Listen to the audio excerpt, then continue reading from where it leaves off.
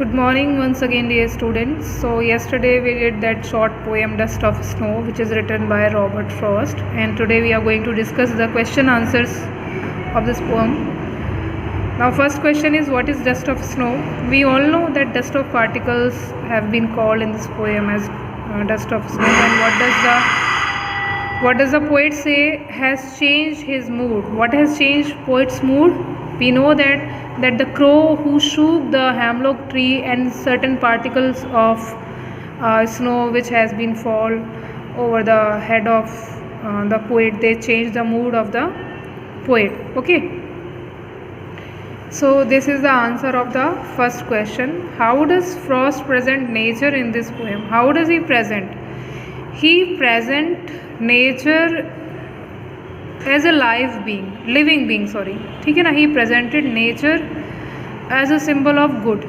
So I'm reading this answer, just listen first. Frost does not idealize nature, ठीक है. His description of nature are real and based on minute observation.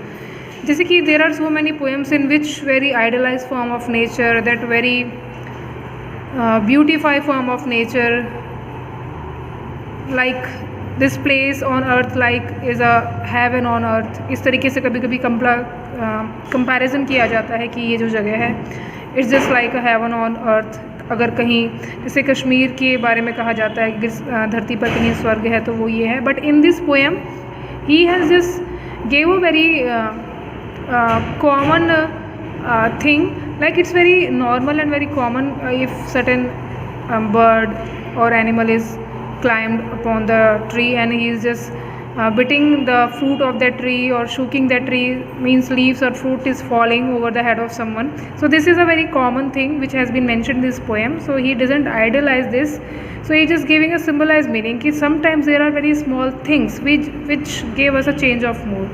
Okay, move to the third question. What are the birds that are usually named in poems? Do you think a crow is often mentioned in poem? So now here he asking कि ऐसी कौन सी birds हैं जिनको usually poems में mention किया जाता है. क्या crow को mention किया जाता है? No. We know very well that crow is not a good symbol and crow has never been mentioned so often in the poems. But there are birds like pigeon, parrot. These are the very common birds which are mentioned in the poem. ठीक है ना.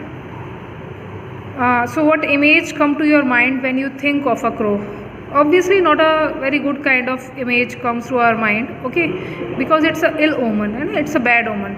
What is a hemlock tree? Why doesn't the poet write about a mirror beautiful tree such as a maple or an oak or a pine? So hemlock is a poisonous tree.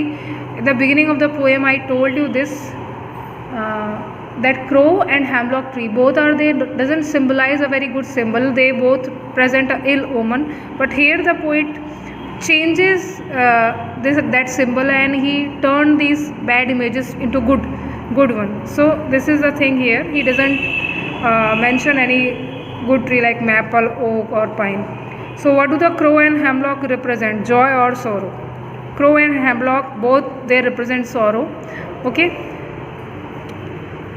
like have there been times when you felt depressed or hopeless? Have you experienced a similar moment that changed your mood that day? So here your personal experience has been asked, that whether you have faced such kind of things in your real life. So you can if you had such kind of experience you can mention that. Okay, so I think we are done with the poem. I hope it is understood to you. If you are not able to understand that, you can ask me. Okay, better than rather than writing your text message, better to send your audio that I am having difficulty with this part of the poem or with this line of the poem. That will be easier for me to explain. Okay, thank you.